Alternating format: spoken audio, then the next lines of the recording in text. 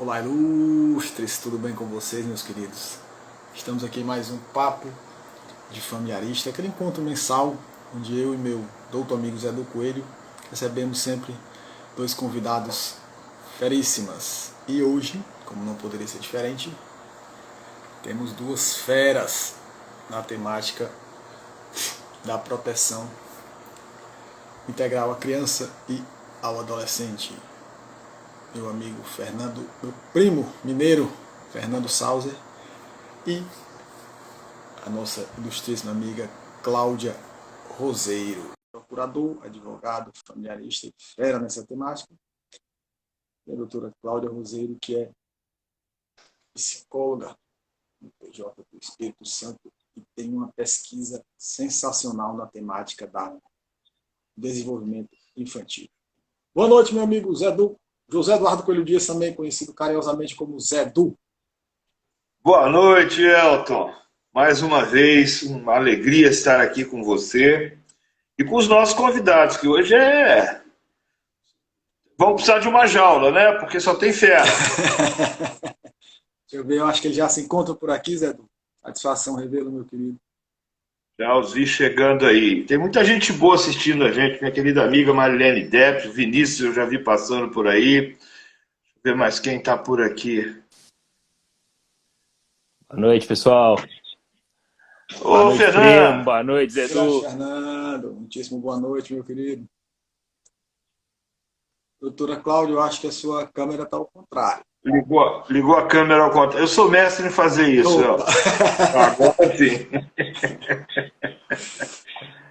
Boa noite, doutora Cláudia. Boa noite, Cláudia. Boa noite. Muito bom estar aqui com vocês. Sejam muitíssimo bem-vindos. Zé Du, eu vou aqui fazer as honras iniciais.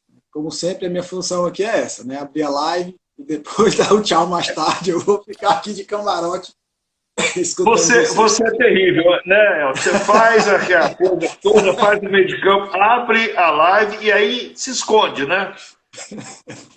Vou te falar uma coisa. Satisfação recebê-los. Né? E aí eu insisto que aí no mês seguinte eu tô de volta com você, né? É síndrome de Estocolmo. É mais ou menos isso, né?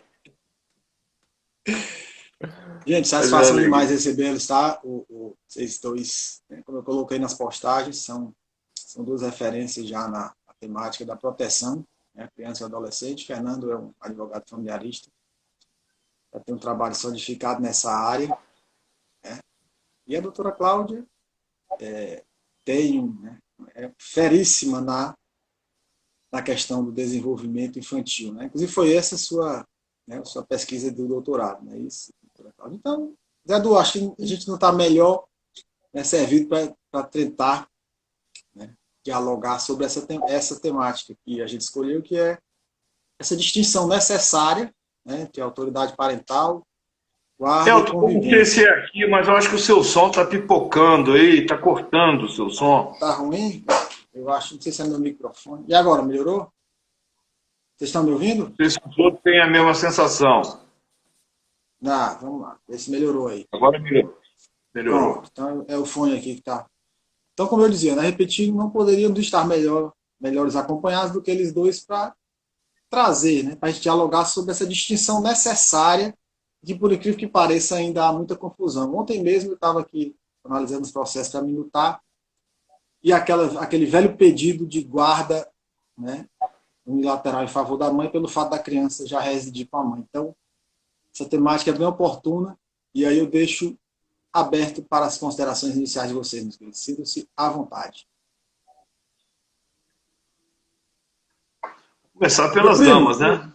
Pelas damas, né, doutora Cláudia? Sinta-se à vontade. Primeiro, eu gostaria de agradecer pelo convite. Acho que esse espaço de diálogo interdisciplinar, sempre friso isso, assim, as demandas de família, gente, não tem outro caminho a não ser esse espaço, né, de conversa, de troca, de pensar juntos, né, propostas, soluções, sempre pensando o apoio e acolhimento às famílias que passam pela essa situação de transição do divórcio, da separação, que é um momento tão delicado, né, implica vulnerabilidade para todas as partes, adultos, principalmente para as crianças e adolescentes. Então, agradeço muitíssimo estar aqui com vocês. Com certeza trocaremos bastante aí, nos enriquecendo mutuamente. Então, muito obrigada. Bom, Zedu e Elton são velhos conhecidos, né? Cláudia, estou tendo o prazer de conhecer agora. E como ela falou, esse diálogo interdisciplinar aqui, a gente tem que ter ele, porque o Elton falou uma coisa aqui que eu vou falar que ele falou mentira, que ele falou que a gente vai fazer diferenciação aqui. Agora, eu não me sinto apto para fazer essa diferenciação, tá? Que a gente vai tocar num dos temas mais tormentosos que tem e que tem muita divergência. E até a questão da convivência, eu acho que hoje a gente tem muito mais a aprender com a psicologia, tá? Porque essa convivência, definição legal de convivência, eu acho que é dificílimo. Até porque, eu vou falar uma coisa aqui que eu sou vencido em várias... Sempre quando eu falo, eu acho que a gente está tentando trabalhar com direito de família muito lúdico. Falou que tudo virou convivência. Eu acho que convivência existe, visita existe, tudo isso continua existindo. A gente tem que fazer essa diferenciação, tá? Então, e mais para frente a gente vai entrando no debate de outros termos, que até o termo que foi usado ali, o da autoridade parental, eu também não concordo muito com ele, não. É um dos nossos pontos de divergência, né, Fernando? E ter divergência com o Fernando geralmente é muito bom. Por quê? Porque ele explica. E aí a gente acaba chegando no denominador comum. Não que isso seja obrigatório, a gente pode continuar tendo as divergências, o importante é esse amadurecimento dessas questões. Porque, na verdade, primeiro, vamos falar a verdade, o nosso Código Civil é horroroso. O nosso Código Civil é horroroso em vários sentidos. Se o nosso Código Civil é muito ruim para muita coisa, na área de família ele está de parabéns, só perde para a área de sucessões, né? Porque é um horror. E aí, quando tenta consertar, aí o legislador consegue a proeza de piorar a situação. Então, por exemplo, esse negócio de guarda compartilhada, por exemplo, esse termo guarda compartilhada, isso chega a me causar calafrio, né? E aí a gente entra, né, Fernando, na questão de dos pontos que a gente tem uma certa divergência. Não tanto. Mas, por exemplo, eu não consigo imaginar alguém compartilhando a guarda de uma coisa, a não ser que esteja vivendo sob o mesmo teto, né? A não ser que seja naquele casal imaginário dos filmes americanos, né? Que os caras se entendem, que entram um na casa do outro e tal. E a gente sabe que nós, latinos, não temos essa realidade. A gente é mais passional, fica com raiva, fica frustrado porque o casamento acaba. Que o viveram felizes para sempre, na verdade, era um conto de fadas e não passava disso. E aí, principalmente quando a gente tem a separação, e a Cláudia estudou muito isso também, né? Até passei um artigo dela em que ela, em 17 páginas, ela resume, né, o estudo dela do estresse que as crianças e adolescentes têm quando passam por um processo de separação dos pais, independentemente de estar acertados ou não. Independentemente disso, né? Porque o que acontece? Nós temos o casamento lá da Santa Madre Igreja Católica Apostólica Romana, o casamento eterno. Nós temos um Código Civil que foi concebido antes da lei de divórcio, que trata todas as questões. É um código que entra em vigor em 2002, mas que tem uma pegada do começo da década de 70. Né? Então a gente fica sempre muito... e aí vem essa coisa da guarda compartilhada, que não se compartilha a guarda, na minha visão, se compartilha a autoridade parental, uma autoridade parental que é materializada no código com o nome, né, de poder familiar, ela ganha corpo juridicamente falando, como poder familiar no nosso Código Civil, e que não dá conta de resolver todas as questões que envolvem realmente a proteção das crianças e dos adolescentes. Então a gente sempre fica tentando saber um pouco mais do que a gente está falando e tem sempre essas dificuldades. Quando eu falo que a emenda às vezes fica bem pior do que o soneto, é quando você vai, por exemplo, colocar a guarda como um mero atributo do poder familiar, mas vai regular a guarda como se estivesse regulando o próprio poder. Quando se fala numa guarda compartilhada, vai regular como se estivesse regulando o próprio exercício do poder familiar e, numa terceira instância até, na própria autoridade parental. Então a gente fica assim, sempre pisando em ovos com essa questão e tem sempre uma dificuldade. E essa dificuldade que nós, operadores de direito, temos, nós acabamos passando para os nossos clientes, nós advogados. Muitos advogados, e advogados inclusive que militam na área de família, não conseguem fazer distinção de guarda alternada para guarda compartilhada. E eu não estou falando de lei, eu estou falando... Então, quer dizer, se os advogados ainda não conseguem ter isso com muita clareza, imagina a gente, né? E aí eu vou até pedir a opinião da Cláudia sobre isso, quando a gente vê nos processos judiciais a briga pela guarda como um exercício não de cuidado, não com aquelas obrigações que a guarda impõe, mas como instrumento de poder. E eu vou usar, Fernando, Cláudio e Elton, até falar uma coisinha, mas eu estava pensando, refletindo, será que o que está se falando, quando a gente fala em usar a criança como arma, será que é isso mesmo que acontece? Porque me passou pela cabeça que talvez não seja nem isso. Me passou pela cabeça que é simplesmente algo muito pior, que é simplesmente o desprezo para a criança, o não olhar para a criança quando se tem que tomar essas decisões.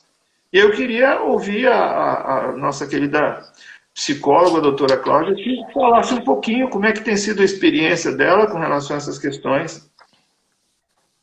Sim, o que a gente pensa como ideal, né, Zedu, seria a continuidade das relações, né, pós-rompimento afetivo, né, separação conjugal, que continuasse as relações parentais, né, criança com pai, criança com mãe, ambos exercendo os cuidados. Eu pessoalmente acredito no compartilhamento, sim, de cuidados, né, e de responsabilidades. Então, assim, em alguns casos, eu entendo que a guarda compartilhada é o melhor para a criança, sim, para o adolescente, né? Não são todos os casos, que eu acho que é aí que virar regra, né, para todas as famílias, eu acho não é nocivo, mas assim, eu entendo que não é o... A gente tem que ser muito cuidadoso ao tratar cada família, né? Cada família se organiza de uma certa maneira e pós-divórcio também. O que a gente tem que prezar é a estabilidade e continuidade das relações. Então, em algumas famílias, o compartilhamento dos cuidados se dá de maneira tranquila e adequada, protetiva para as crianças, né? E aí penso que, né, os profissionais do direito, nós também profissionais de saúde mental, podemos atuar no sentido de acolher e apoiar as famílias para pensar como podemos compartilhar essas responsabilidades. Como podemos compartilhar os cuidados. Eu acho que esse é o diferencial, né? Quando o Elton traz assim, ó, de novo recebi um processo de disputa de guarda, né? Porque eu achei esse artigo fantástico, Zedu, porque ele traz isso assim, ele faz a gente pensar, né? Porque antes a disputa era de guarda. Quem ficava com a guarda unilateral, né? Agora a guarda compartilhada é regra, agora se disputa quem é a residência fixa. Só muda, né, a posição ali. Mas a questão da disputa de poder que você colocou, Zedu, persiste. Persiste porque nas relações conjugais, essas relações de poder, as questões de gênero, elas estão presentes. Durante o casamento, durante a união. Não é com o divórcio que isso vai se romper. Isso vai persistir, vai continuar em outros moldes, né? Que aí vem com moldes, às vezes, de ressentimentos, de mágoas, né? De questionamentos em relação à própria vivência conjugal. Então, esse momento de pensar junto, esse plano de parentalidade junto com a família, eu acho isso muito importante, né? E penso igualmente com vocês, Edu, existe uma confusão geral, assim, em relação à guarda compartilhada, guarda alternada, a gente recebe direto isso, direto, né? Eu não concordo com a guarda compartilhada, porque eu não quero meu filho uma semana lá, uma semana cá. Essa é a expectativa. Não quero meu filho 15 dias lá, 15 dias cá. Então, é uma confusão, né? Se os profissionais que primeiro escutam essa família, que geralmente são os advogados, não estão preparados para também orientar, imagina, né, como é que ficam essas famílias. Perfeito. É só deixar uma coisa clara, não é? Eu não tenho objeção ao que se conhece como guarda compartilhada. O meu problema é o nome que deram à coisa, porque eu acho que a gente tinha que buscar, porque nós tínhamos a guarda unilateral, que era um modelo possível assim no mundo concreto, e aí o legislador quis exatamente fazer isso. Bom, eu quero dar um prolongamento para essa situação de compartilhamento que havia quando o lar conjugal existia. Só que aí, quando eu falo da invisibilidade das crianças, por exemplo, o próprio legislador, quando concebe esse modelo, ele deixa de fora, por exemplo, os filhos do Tinder. Ele deixa de fora, por exemplo, aquelas crianças que nunca tiveram um lar conjugal, que não conhecem a parentalidade exercida naquele modelo.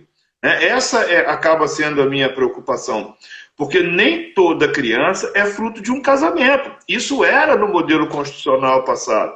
E a gente não para, às vezes, para pensar, aí a gente coloca na cabeça. Eu vejo algumas decisões, Fernando pode falar até bem melhor sobre isso, eu vejo algumas decisões que o Ministério Público coloca assim, a guarda compartilhada é o modelo que melhor atende aos interesses da criança. Aí o juiz vai, acolhe o Ministério Público, já que a guarda compartilhada é o que melhor atende o interesse da criança ou adolescente. Aí o coitado do advogado que juntou laudo do psicólogo que acompanha a criança, que juntou um monte de coisa que colocaria, que questionaria até a atuação parental de um ou de outro daqueles que estão envolvidos, fica assim, meu Deus do céu, não leram o processo? E isso, às vezes, até passando por cima, você sabe disso, Cláudio, passando por cima até da manifestação da própria equipe multidisciplinar. O que a gente precisa, o que a gente não pode é cair nessa coisa de que fizeram uma receita de bolo que vai caber para todas as famílias, que é uma incoerência. Se a gente defende a multiplicidade e a pluralidade das famílias, como é que nós vamos poder defender uma pluralidade? Isso não entra na minha cabeça. Né? Cada criança é única. Uma mãe me falou uma coisa uma vez, que é uma frase que ela atribuiu ao Carl Sagan, e eu nem pesquisei para saber se é ou não, mas eu vou pegar carona. Ela falou assim, doutor, eu quero que o senhor faça o melhor para minha filha, porque para o senhor pode ser só uma criança. E não é, tá? Vamos deixar isso muito claro. Mas ela é o meu sol. E aí ela puxou, ela falou assim, o Carl Sagan falou que esse monte de estrela que a gente vê pelo céu, cada estrela dessas é o sol de alguém. Então olhe para minha filha, não como se fosse uma estrelinha no céu estrelado, mas como sendo o meu sol. Aquilo me tocou tanto, achei tão bacana. E realmente, cada criança é o sol de alguém, é a expectativa, é o sonho de alguém que estava ali. Né? Então não dá para a gente sair generalizando. Mas é claro que a gente, como regra, tem que partir de algum lugar. Nós vamos ter, sim, um compartilhamento das atribuições parentais, das funções parentais, em benefício da criança. E isso, claro, que é o modelo ideal, quando isso é possível. Achar que isso é sempre possível em qualquer circunstância e hipótese. Aí eu queria colher um pouquinho a opinião do Fernando também sobre isso. O Zedu, vamos lá, você fez um gancho assim, que é essencial, que é o que você falou, que esse CPU, o Código Civil de 2002, ele começou a ser discutido em 69, mas só em 75 que ele começou a tramitar. Ele começou a tramitar antes da Constituição. E aí hoje a gente tem que escutar ainda a Constituição de 88, já se passaram 34, quase 34 anos, a gente tem que escutar de constitucionalização do direito civil. Se o Código de 2002, depois da Constituição, já teria que ter vindo constitucionalizado. E o Código Civil de 2002, ele foi muito infeliz, porque ele chega com guarda unilateral, o único tipo que podia ser. Continua permanecendo a guarda unilateral igual o de 2016. E ele pega e troca a nomenclatura. Ele substitui pátrio poder para poder familiar. Só que continua sendo pátrio poder, não mudou. Foi só a forma de nomenclatura. Só que quando chega a guarda compartilhada no nosso ordenamento, o conceito muda.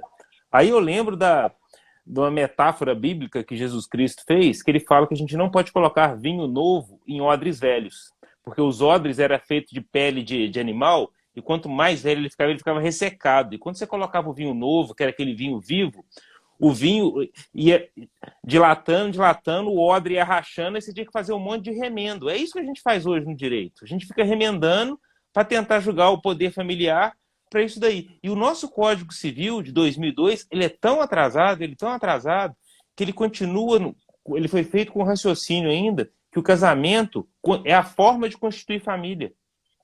É a única forma.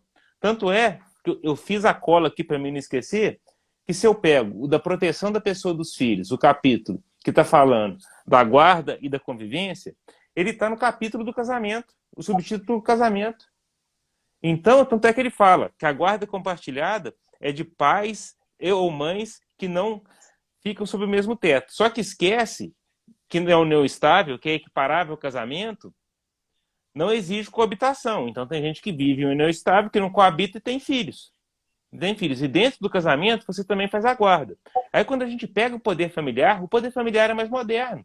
O poder familiar está no subtítulo do parentesco. Então a guarda e convivência também tinha que estar inserida. Por isso, a gente tem que fazer a seguinte regra. A gente olha assim, do casamento, capítulo 2, da proteção da pessoa dos filhos. A guarda e a convivência está lá. Aí você fala assim, olha, guarda e convivência, então me remete à proteção da pessoa dos filhos. Qual que é a lei que fala sobre a proteção da pessoa dos filhos? É o ECA. O artigo 1 do ECA fala isso. Aí você tem que ir no ECA. Aí você vê como é que o ECA é sábio. O ECA é tão sábio que só depois que a guarda compartilhada foi inserida no Brasil em 2008, que o ECA trocou a nomenclatura. Que ele passou de pátrio poder para poder familiar. Foi só em 2010. E depois, a guarda compartilhada veio em 2008, ela virou regra em 2014, mas o verdadeiro conceito de guarda compartilhada, isso eu já falei com vocês dois, ele está no artigo 22, caput, parágrafo único do ECA, sendo que ele foi inserido pela lei que fez o marco legal da primeira infância. Então, que é desde a tenridade, é visando a questão dos filhos, porque se for, igual você falou, eu vou ganhar a guarda, eu estou disputando guarda, isso daí parece que é partilha de bens do casamento, tratando a criança como se o objeto fosse ainda. E o mesmo marco legal da primeira infância, quando ele vai falar de convivência, ele fala que a criança tem que conviver num ambiente propício para o seu desenvolvimento integral. E vem a lei de alienação parental e adjetiva, falando que é ambiente saudável. Então, quando a gente está falando de guarda a gente está falando de proteção e cuidado. Proteção e cuidado, a gente consegue compartilhar. Porque quando a gente tem filho em idade escolar, quem protege e cuida dentro de casa somos nós. Quando está na escola, é as professoras, as pessoas que trabalham na escola, elas que protegem e cuidam. Então, guarda é um direito dos filhos e uma responsabilidade dos pais. Pai não tem direito à guarda.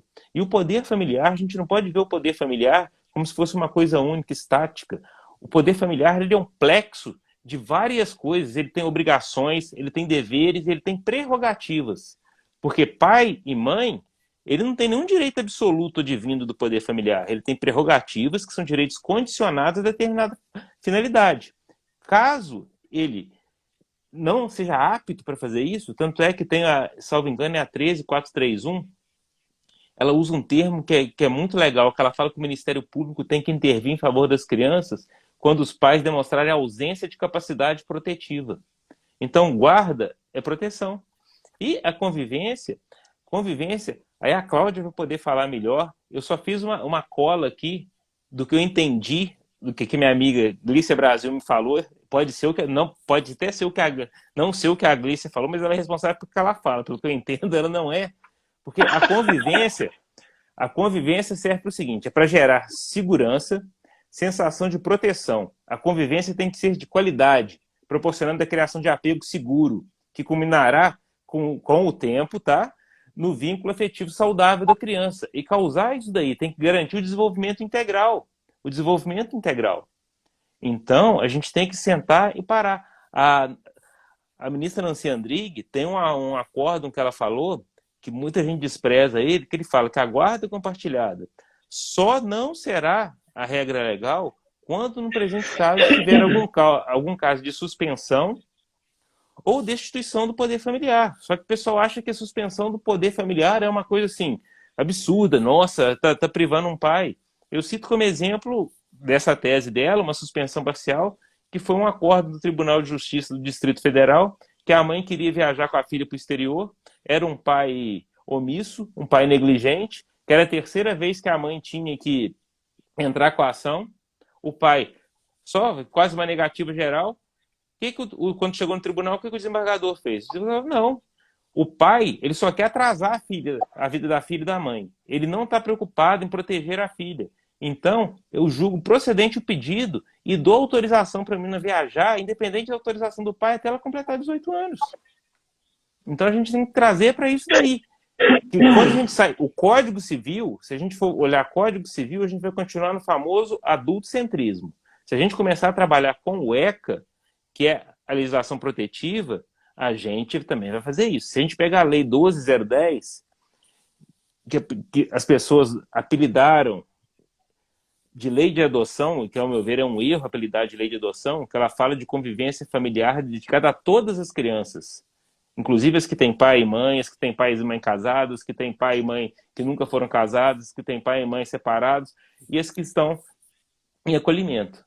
Então a gente tem que parar de achar que o ECA é a lei dos coitados, dos esquecidos, dos abandonados e dos marginalizados.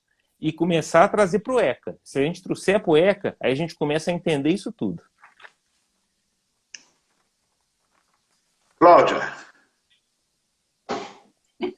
Concordo, nossa, assim, para quem pensa desenvolvimento infantil, né, é o Estatuto da Criança e Adolescente que vai balizar. Inclusive, eu já conversei com algumas juízas, né, da comarca onde eu trabalho, assim, que o Estatuto ele deveria estar constando nas decisões das varas de família, né? Eles tinham que estar ali como fatores de proteção para o desenvolvimento infantil, né? Quando a gente pensa dos aspectos relacionais e subjetivos, na verdade, a guarda estipulada, né, o modelo de convivência estipulado, né, que vai ser organizado e definido, não importa em si se a guarda é unilateral, se a guarda é compartilhada, né? Para os aspectos relacionais, como o Fernando falou, é o cuidado, é a convivência que importa. É o dia a dia dedicado, o empenho, o tempo, né? A construção de vínculo passa por isso, né? E aí, esse tipo de vínculo, né? Que é uma relação de apego, e aí é uma teoria que eu também utilizo, né? Como fonte teórica, ele precisa de algo que seja duradouro, que seja frequente, contínuo. Então, não é qualquer tipo de relação que é uma relação de apego. É uma construção que se dá no cotidiano, no exercício de cuidados, né, e de contato, mas que seja regular, que seja contínuo, frequente e estável, né? Então, aquele pai que vem, vai, some, você não consegue construir uma relação de apego, né? Você não consegue construir.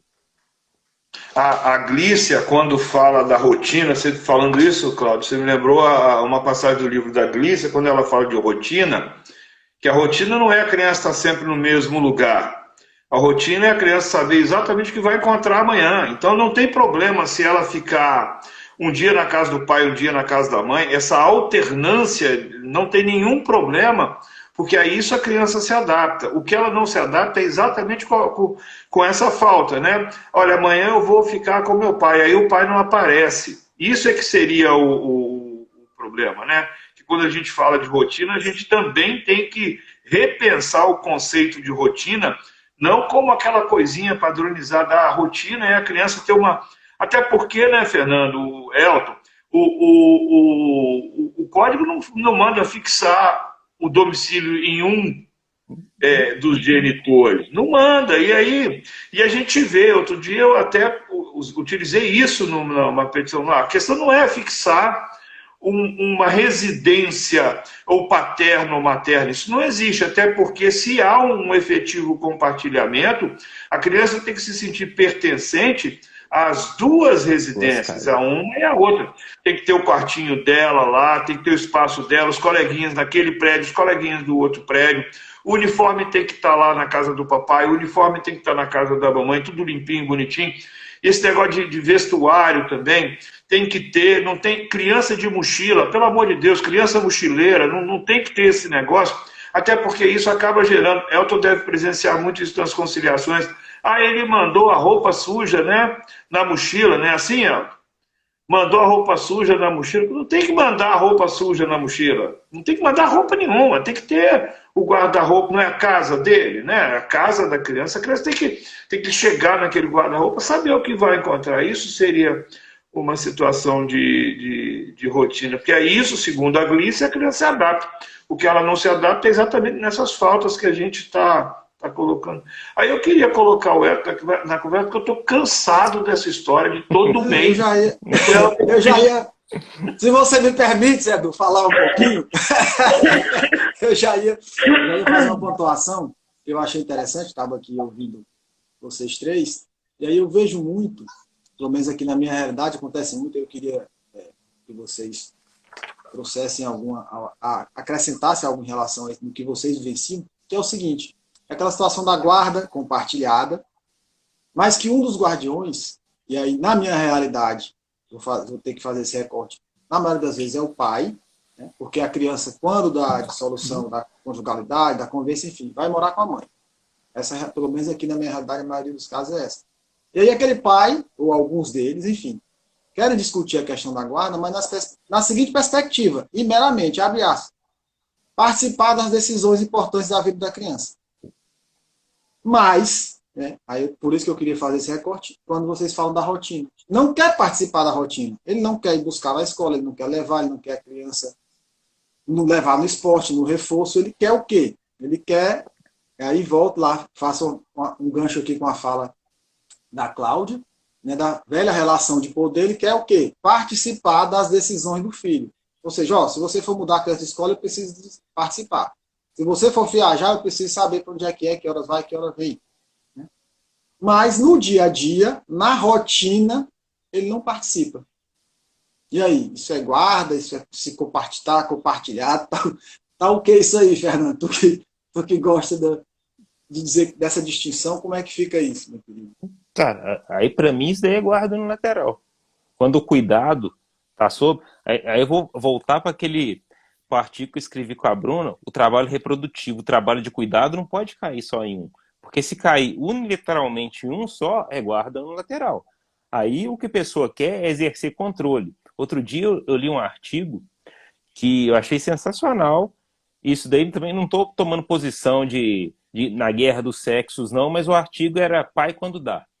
E falando que esse também era o pai que aparecia quando quer, quando dá, não, tem que trabalhar com essas justificativas de sempre. E querer falar na escola, mas não, para ser a guarda compartilhada, a convivência, que as pessoas têm um vício muito grande de ligar convivência pernoite. Fala assim, não, tem que dormir na minha casa porque senão não é convivência. Mas a convivência é o buscar na escola, é o levar na escola, é o fazer dever. Porque igual vocês falaram aí e que a Cláudia falou, a maior revolta que eu tenho no direito de família é o seguinte, é quando você vai entrar com uma ação, você faz uma consensual, tá? Que fala assim, não, faz tudo acordado, aí chega o promotor, geralmente a promotora, fala assim, tem que colocar lá referencial. Eu falei, cara, lá referencial só existe no nosso ordenamento como ilícito, como sanção ilícito civil, que está na lei de guarda compartilhada. Aí a desculpa é sempre assim, o pessoal da psicologia fala que a criança não consegue, que ela precisa ter um lar de referência. Eu nunca vi uma criança de 3 anos de idade ficar assim, onde que eu moro? Porque, vamos lá, se eu falo lar de referência, eu quebro a guarda compartilhada. Porque se a pessoa tem um lar de referência, no outro que ela vai, ainda que ela vá conviver no outro, ela está visitando. Está visitando. Igual, na casa da minha mãe e do meu pai, eu chego lá, eu abro a geladeira, eu faço tudo. Só que lá não é mais minha casa. Lá não é mais minha casa de referência. Lá eu vou conviver com eles, mas eu vou na condição de visita. vou na condição de visita. Eu tenho que avisar quando eu estou indo. Eu não vou a hora que quer. Eu tenho que fazer o que a Cláudia falou e que o Elton falou, que é a questão da previsibilidade. Não é rotina, é previsibilidade para a criança se preparar. Falar assim, olha, eu vou mudar de ambiente, não quem vai me buscar hoje. Até quando a gente vive na conjugalidade, às vezes quando vai levar a criança na escola, a criança pergunta, quem que vai me buscar hoje? Quem que vai me levar? Essa previsibilidade, a criança gosta. Mas se você quiser ficar falando assim, casa do pai e casa da mãe, em vez de casa da criança, vai acabar que a criança vai ficar desabrigada, ela vai ficar sem casa, ela vai ficar sem referência em nenhuma das duas. E a questão da mochila, não, a mochila, a única mochila que é necessária é a mochila do material escolar, o resto acabou. Só que essa questão do filho mochilinha, isso daí foi lá de 2008 que venderam essa mentira lá atrás e colou. Porque o que se alterna, que não tem jeito, é a convivência. É a convivência. E, infelizmente, nem as escolas estão preparadas para isso. O que chega aqui no escritório de reclamação, que, por exemplo, o pai vai na escola querer informação pedagógica. Aí a escola fala, não, não pode. É a mãe que é responsável pedagógico. O seu é só o financeiro. Então fica muito complicado. Fica muito complicado. Às vezes eu acho que a gente fica criando confusão onde não precisa ter. E às vezes até nós, intérpretes do direito, o judiciário, por estar viciado, a boca torta por causa do cachimbo do Código Civil de 16, a gente continua criando esses atritos que não precisam ser mais criados, que a gente tem que evoluir. Fernando, tem uma pergunta aqui, Emily Silveira, pelo que eu entendi. E quando o pai não cumpre com a visitação, o que vocês, doutores, acham sobre a multa por não visitação? Já vou antecipar a minha posição aqui. Eu até coloquei isso naquele artigo sobre os planos de parentalidade. Eu acho que tem que ter, você tem que prever. Essa questão da multa é uma questão mais de ordem técnica processual. Porque se quando o juiz dá a sentença ou homologa o acordo, se não está previsto uma multa, aí você tem um problema, porque o juiz não pode aplicar uma multa, a não ser naqueles casos da obrigação de fazer e tal. E mesmo assim, vamos esclarecer isso. O ideal é que conste lá no termo, ou no plano de parentalidade, que esse plano de parentalidade, homologado ou não, porque eu também acho que não tem que se homologar aquilo que já é atributo do poder familiar, quer dizer como fica a situação da criança. Mas já que judicializou, então se você faz um plano de parentalidade pós-ajuizamento de uma ação que se discute guarda e convivência, claro que aí você precisa homologar, claro que aí precisa passar pelo Ministério Público, então não tem dúvida com relação a isso. Mas, de qualquer forma, tem que constar do título à multa. Mas e se não constar? Se não constar, você pode provocar o judiciário por uma ação de obrigação de fazer. Porque a gente tem que lembrar, que, como o Fernando disse aí, que essa convivência não é um direito dos pais, porque o artigo 227, ele vai colocar, da Constituição, vai colocar isso como um direito da criança, o direito de convivência da criança. É dever dos pais proporcionar essa convivência. Então você pode até entrar com uma ação de obrigação de fazer e pedir ao juiz que aplique a multa, no caso de não cumprir aquela obrigação. Mas, como regra, não vejo problema nenhum. Qual é o problema que eu vejo? É porque a gente, num primeiro momento, Fernando, não sei se aconteceu isso com você,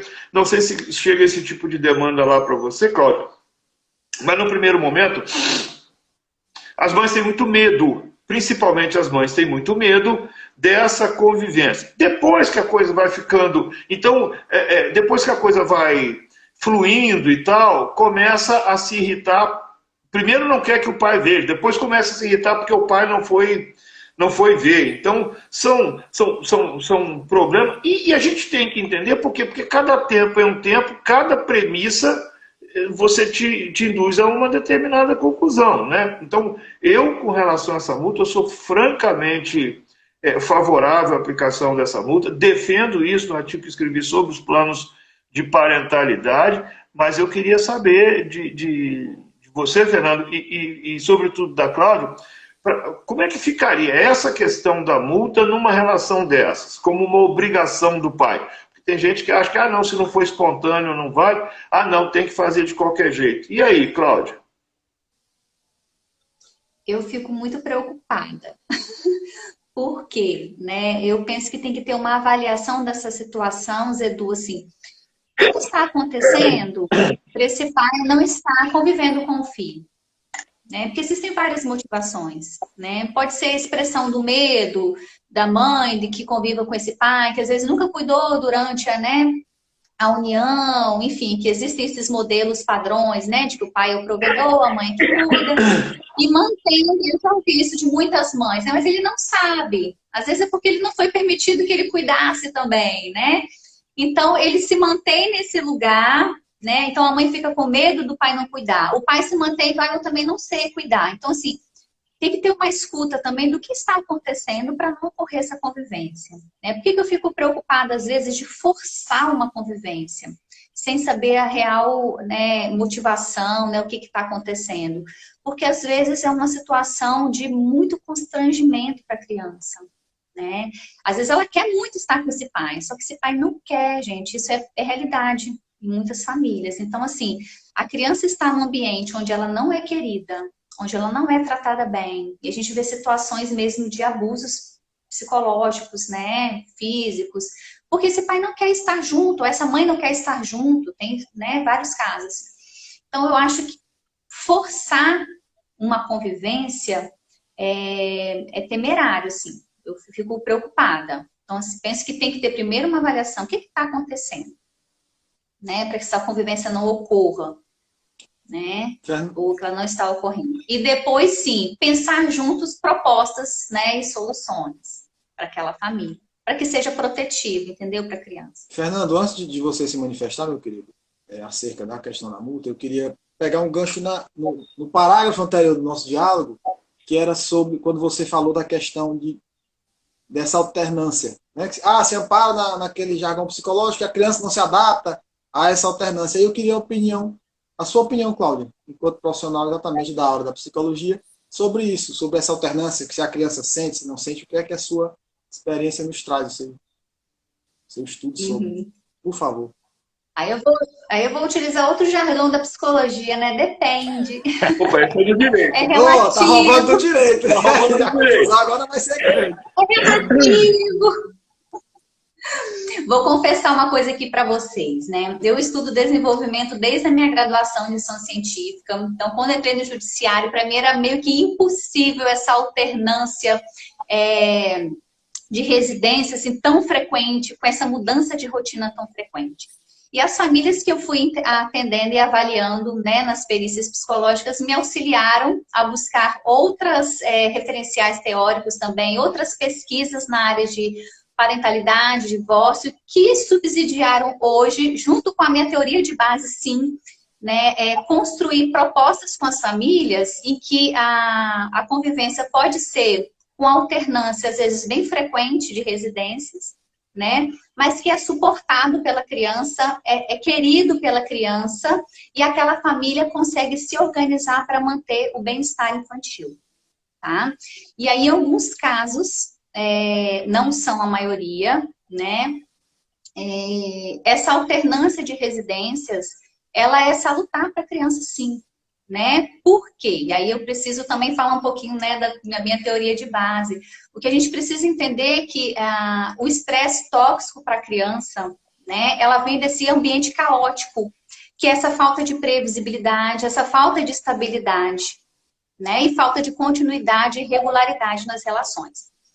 Então, às vezes, né, o divórcio por si só causa esse afastamento de um dos genitores. Por isso, continuar mantendo a frequência é importante. É importante ter o cuidado para a construção desse vínculo, essa relação de apego. Isso precisa de uma constância. Alguns pais e mães conseguem, sim, mesmo não tendo entendimento sobre todas as coisas, né? Mesmo tendo um diálogo, às vezes, não, né, 100%, mas é um diálogo que consegue ser funcional, consegue se manter, sim, nas ambas as residências, ou mais de uma residência, não só duas, né? Porque às vezes tem a residência de avós, de babás, consegue se manter entendimentos mínimos sobre práticas educativas, que para a criança é muito importante, limites em cada residência, aquela frequência. Então, assim, se o ambiente familiar consegue ser protetivo e assegurar essa estabilidade, essa regularidade, essa previsibilidade, no desenvolvimento. A alternância é tranquila, né, para as crianças. Esse atualmente é o meu ponto de vista. Zé Du, vamos lá para a multa. Vamos lá para a multa. Eu já fui favorável à multa, hoje eu sou contra, tá? Eu vou te falar por que eu sou contra. Que essa questão da convivência, eu acho que primeiro a gente tem que ver o caso concreto, para saber se foi uma falta do dia só por um motivo, se ela foi justificada, ou se é aquela falta reiterada da pessoa que mostra mesmo que não quer conviver. E a experiência no escritório, ela mostra uma coisa. Quando está sendo discutida ainda a questão dos alimentos, ainda que provisórios, a parte que está pagando esses alimentos, ele faz a questão de conviver até para falar que isso daí é um motivo de diminuição. Porque o nosso STI, o Supremo Tribunal da Internet, quando entrou a guarda compartilhada, ele vendeu uma fake news que na guarda compartilhada você não tinha que pagar alimentos. Porque ali era 50-50, independente se um ganha 1.000 e o outro 100, era meia a meia as despesas. E criou essa lenda urbana em que muita gente acredita. Aí a pessoa, às vezes, começa a ter que pagar pensão, ela viu que é uma coisa definitiva, uma coisa que vai demorar para mudar, ele se sente assim, não, eu estou pagando, então você vai ter que fazer minhas vezes. Então você vai ter que cuidar. A discussão fica muito financeira e esquece dessa questão do cuidado da criança. E eu acho que tem um artigo no nosso Código Civil que o legislador, para mim, ele foi assim, muito claro e literal, e que as pessoas têm uma dificuldade muito grande de aceitar. Que ele fala que a guarda compartilhada só não vai ser fixada, não vai continuar sendo o compartilhamento, a regra, caso seja detectado a inaptidão para exercer o poder familiar de um dos cuidadores, um dos genitores, ou se algum deles falar que não tem interesse na guarda. A partir do momento que um fala que não tem interesse na guarda, para mim ele está fazendo uma confissão. É uma confissão que eu não tenho interesse, ou eu não tenho habilidade, ou eu não tenho capacidade de cuidar e proteger essa criança. Então, nesses casos, tem que ser guarda unilateral e a visitação tem que ser restrita. Que se a pessoa fala que não tem capacidade de cuidar, você não vai forçar essa convivência. Tá? Porque essa questão de forçar a convivência, quando eu vejo, é mais a pessoa que é como diz a Françoise Douto, o cuidador principal, contínuo, que ele está lá, que ele, por exemplo, ele tem uma programação de trabalho no dia e o outro tem que pegar, o outro não vai, e aí começa a atrapalhar o lado dele. Então eu acho que a multa não resolve.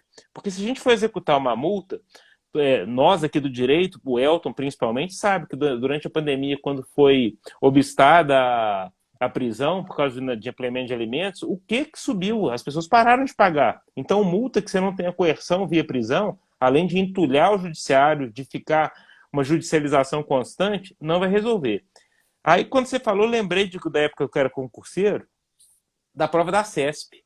Que a prova da CESP, uma errada não lava uma certa. Então, eu acho que é mais inteligente você montar o seguinte: olha, a pessoa deixou de ir hoje, então tá bom, ele perdeu o direito a uma convivência que ele tinha lá na frente. E se ele fez 3 vezes, aí a gente vai começar a fazer outra coisa, a gente vai ter um gatilho. Ó, 3 vezes a pensão passou automaticamente para 10%. Foi 10%. Porque aí a pensão, se você for trabalhar com o aumento da pensão, a pessoa vai assustar. Porque aumentou a pensão, é uma coisa que ele tem que pagar, que se ele não pagar, ele vai preso. Até chegar no momento que essa guarda compartilhada, por causa dessas reiteradas falhas, porque o artigo do Código Civil fala o descumprimento reiterado de obrigações do poder familiar acarreta suspensão. Aí você vai virar uma guarda unilateral. Só que o problema é que a nossa justiça ela anda a passo de tartaruga. Se chegar alguém na justiça e falar, olha, tem um esquema de visitação aqui, mas a pessoa tem 6 meses que ela não vê a criança. E se for levar para lá, até mudar o arranjo que tá, vai demorar muito. E se chegar lá e a pessoa falar assim, não, eu me prometo me comportar, vamos fazer isso daí, vai enrolando, vai fazendo isso daí. E quando a gente vai trabalhar no marco legal da primeira infância, que fez todas essas alterações no ECA, a gente tem que lembrar que primeira infância é 0 a 6 anos, primeiríssima infância é 0 a 3. Na primeira infância é a maior área de desenvolvimento da criança, onde o cérebro dela está mais plástico, que ela se adapta com mais facilidade às coisas. Se o judiciário fica nesse pedaço da vida, atrasando, fomentando litígio, fazendo aquela incubadora de conflito, querendo decidir nada, vai acontecer o que a Cláudia falou. Você vai gerar um estresse tóxico contínuo, você vai arrebentar com o futuro da criança. Você vai arrebentar com o futuro da criança, não é só com essa fase, porque isso vai comprometer todas as fases dela.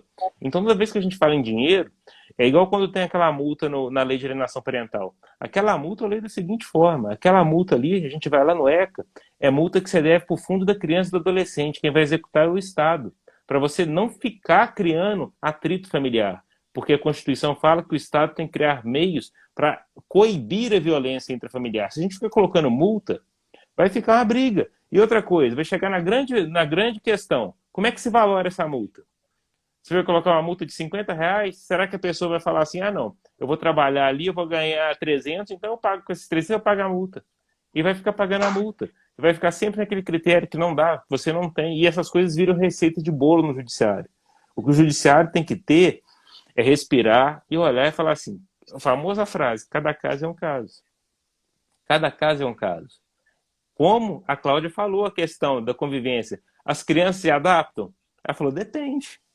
No caso concreto, você vai ter que ver se a criança tem alguma coisa. Hoje em dia, tem criança que pode ter alguma intolerância à lactose, que pode ter questão de dar medicamento. E nessa questão, a pessoa transitoriamente pode não saber fazer, que ela vai ter que ter uma adaptação para aprender a fazer.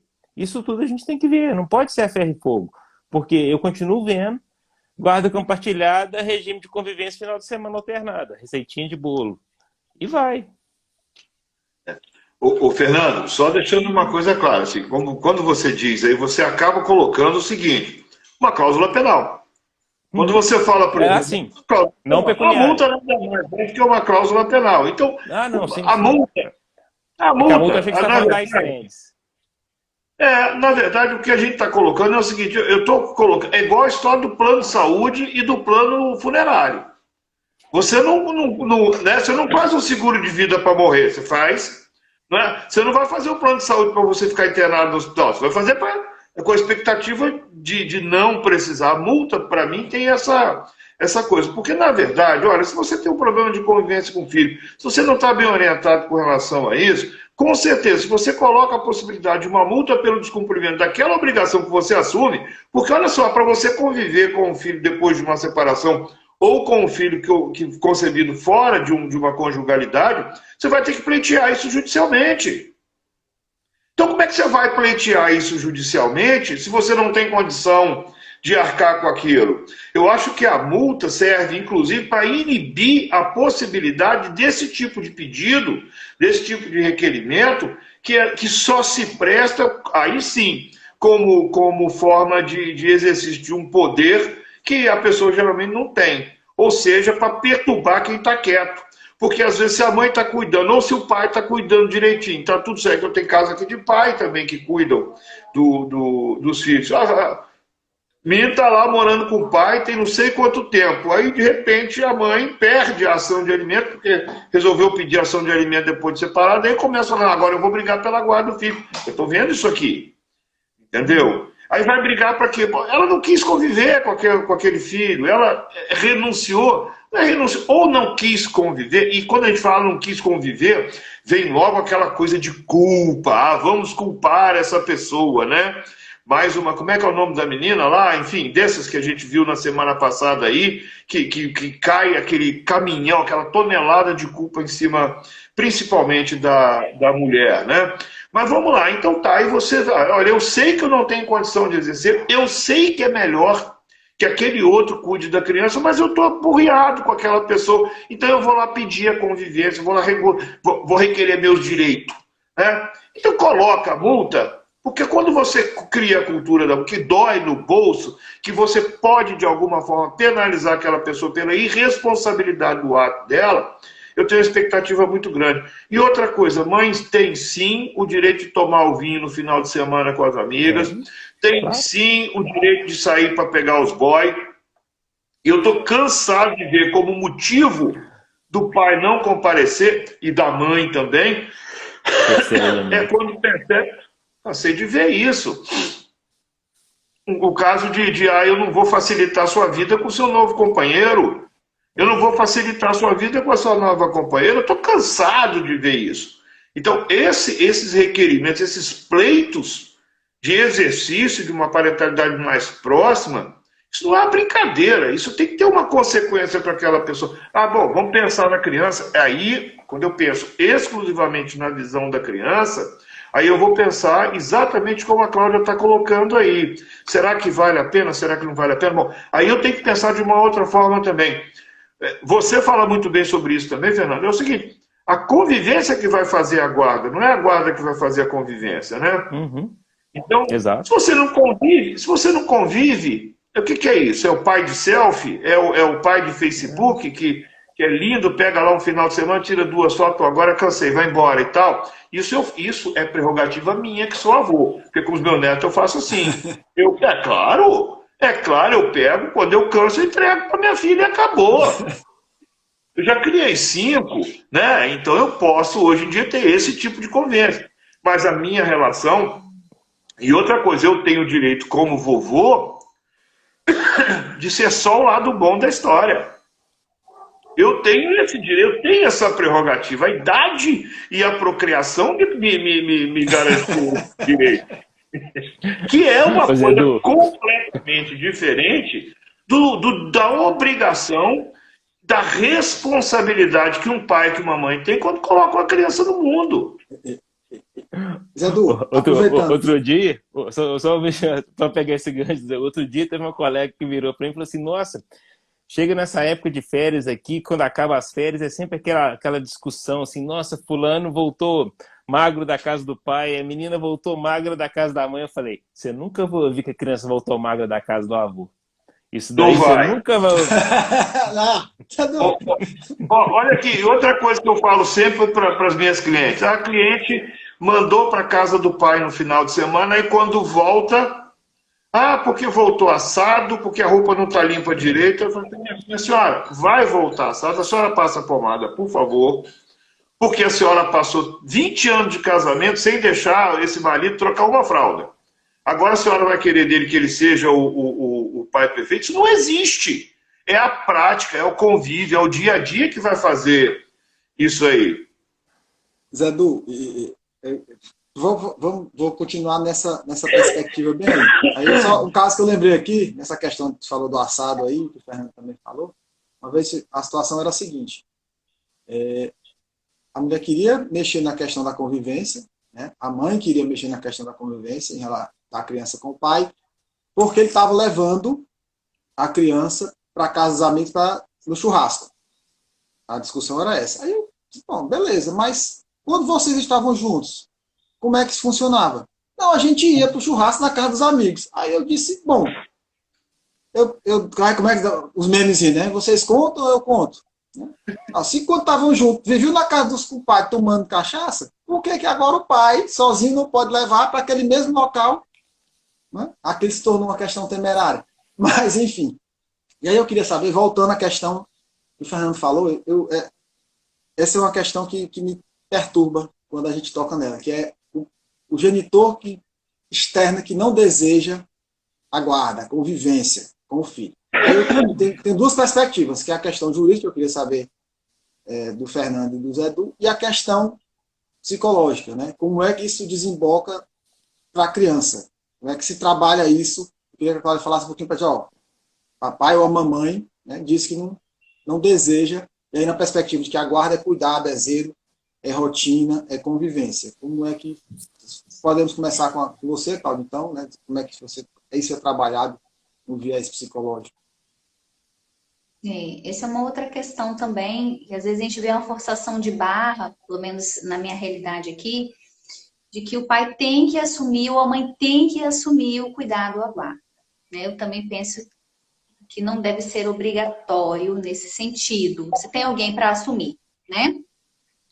Então fica com a guarda unilateral e o outro com o direito de conviver sim com o filho, né? E aí a criança não precisa ficar sabendo que o outro não quer cuidar, né?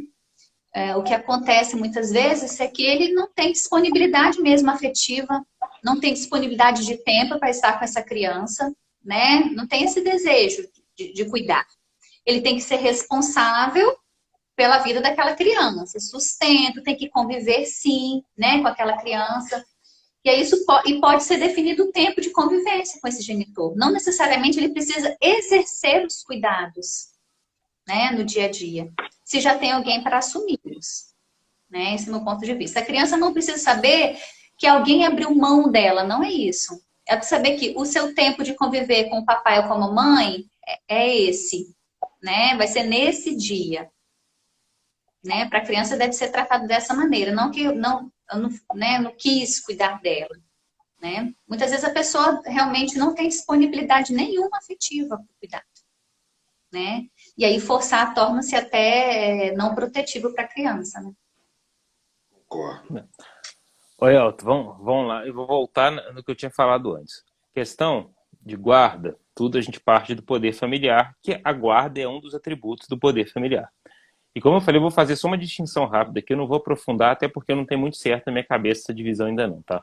O poder familiar, a gente tem obrigações. Essas obrigações do poder familiar, elas são irrenunciáveis. Elas são irrenunciáveis. A gente tem muito um dogma que fala, não, o poder familiar é irrenunciável. Não, o que é irrenunciável são as obrigações do poder familiar. Quais são as obrigações do poder familiar? É o sustento e a visitação. O que é visitação? É que você tem o dever de fiscalizar se as necessidades educacionais, psicológicas e de saúde da criança, tá, estão sendo atendidas. Isso daí você encontra no Código Civil, quando ele fala que na guarda unilateral é dever do genitor que não detém.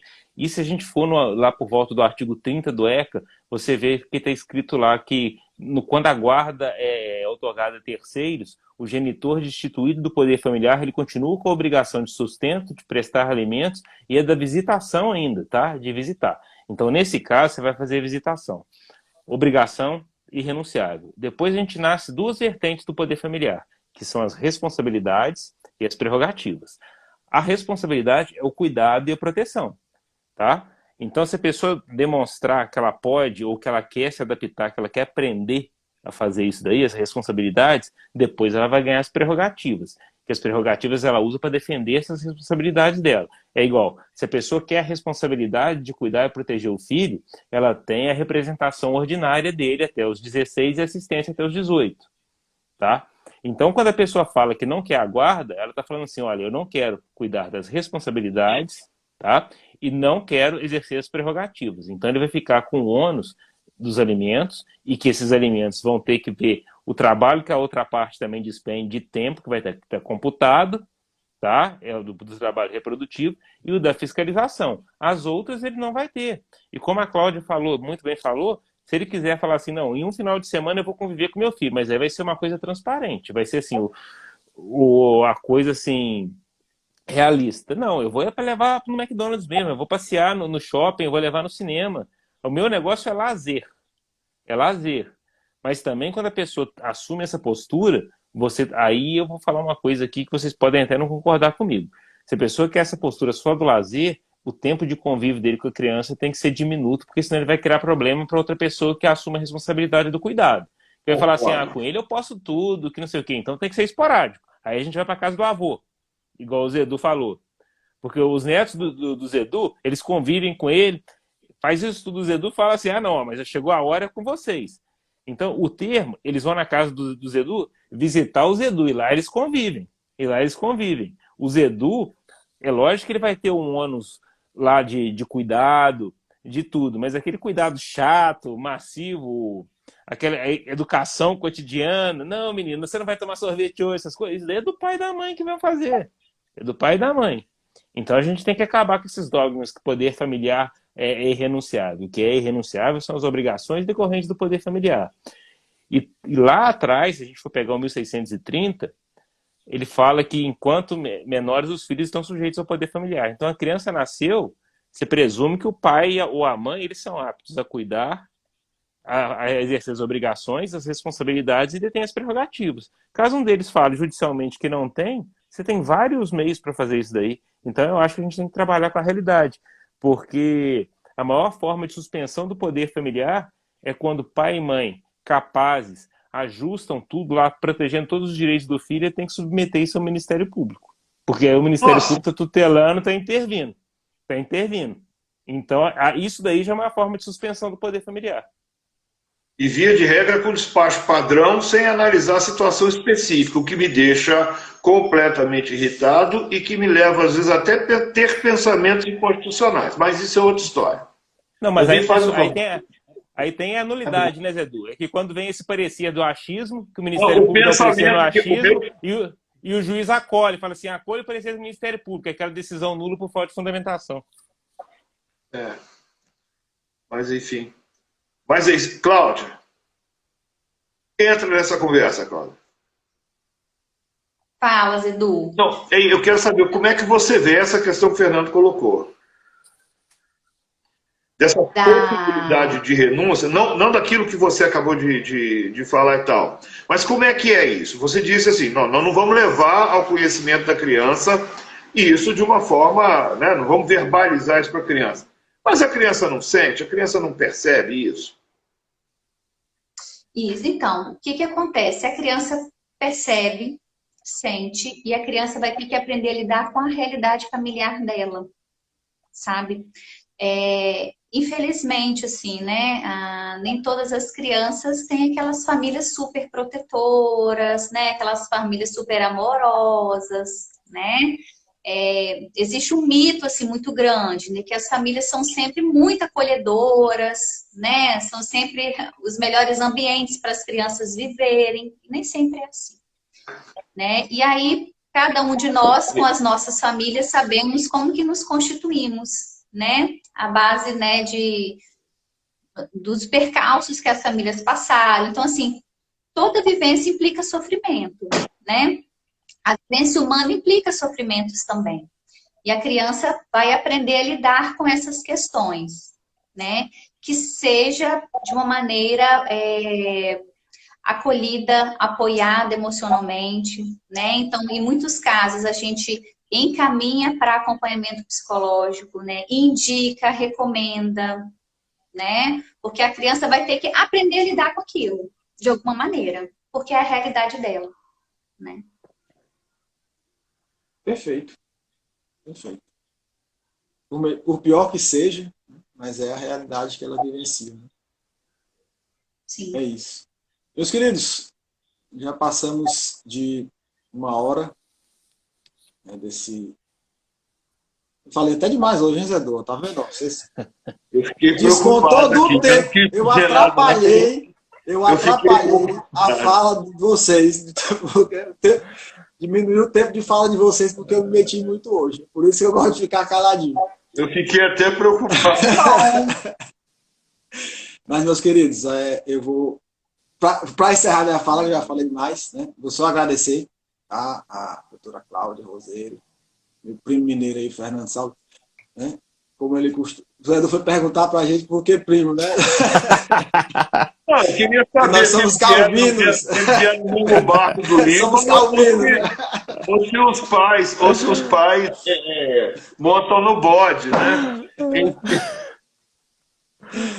Zé Du, meu brother, sempre uma satisfação, tá? E aí eu vou engrandecido, realmente muito satisfeito por esse nosso diálogo e pelos comentários que eu estou vendo aqui também. Gostava muito de agradecer quem por aqui esteve, agradecer quem vai assistir depois. Zé Du, eu vou salvar em Colab, então vai ficar salvo tanto no seu perfil quanto no meu. Ótimo. Tá? E é isso. Então, deixar... Depois eu já dou uma pincelada e boto no YouTube. Perfeito. E aí, doutora Cláudia, muitíssimo obrigado. Fernando, meu querido, muito obrigado. Zé Du, parceiraço de sempre. E aí eu deixo aberto para as considerações finais de vocês. E me calo. Fernando. Bom, Zedu, Cláudia, Elton, foi um prazer bater um papo com vocês aqui, dialogar. É assim que a gente vai trocando incômodos, vai fazendo isso daí que a gente vai chegando num denominador comum. Acho que o inconformismo, enquanto ele durar, é bom sinal. Quando todos nós aqui estivermos conformados com alguma coisa, é porque ou a gente falhou ou está alguma coisa muito, muito grave acontecendo. Mas a gente tem que fazer isso daí e eu acho que a gente tem que olhar mais para o ECA. Tá? O ECA hoje, até nas faculdades de Direito, ele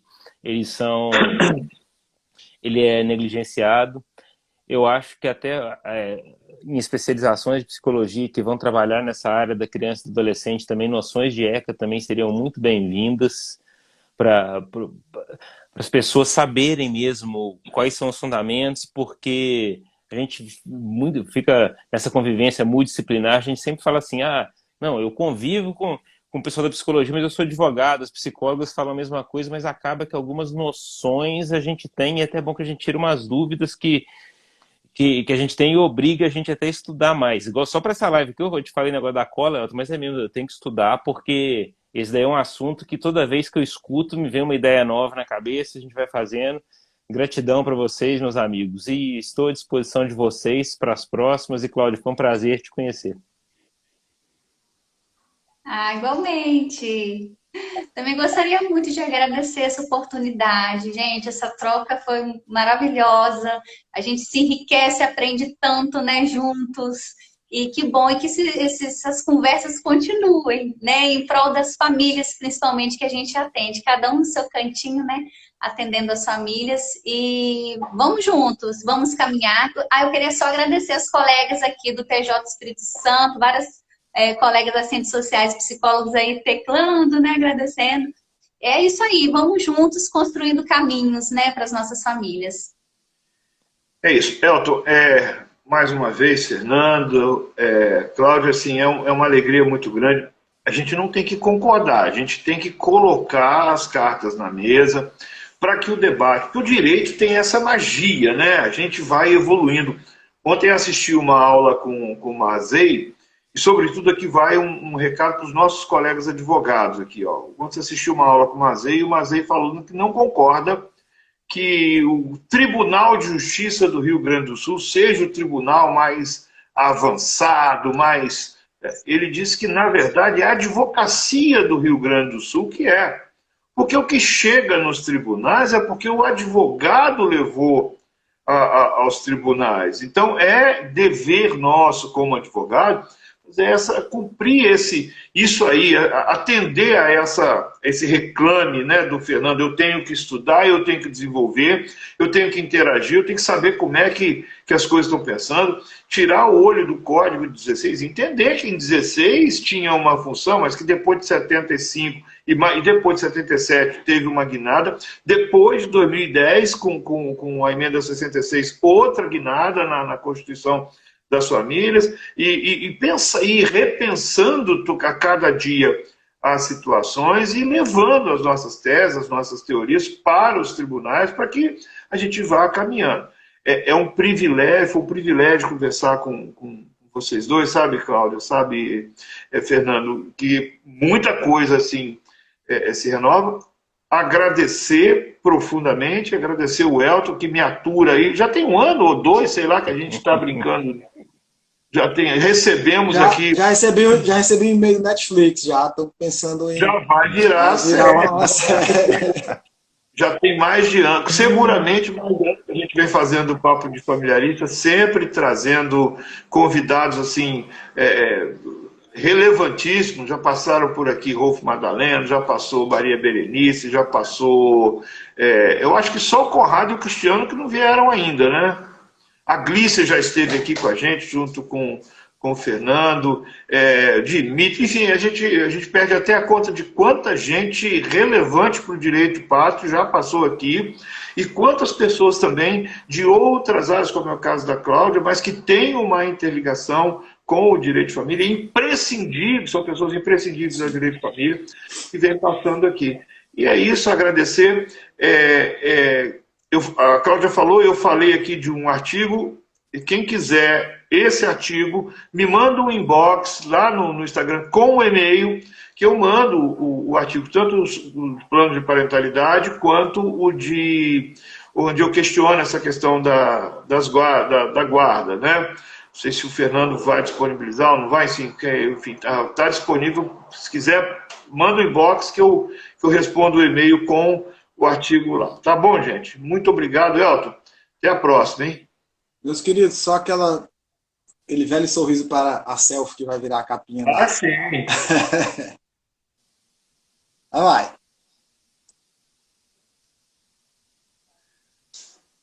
Perfeito. Então é isso, meus queridos. Muitíssimo obrigado mais uma vez. Muitíssimo boa noite. Saúde, paz, e a gente vai se falando. Grande abraço, gente. Abraço, pessoal. Valeu. Tchau, tchau.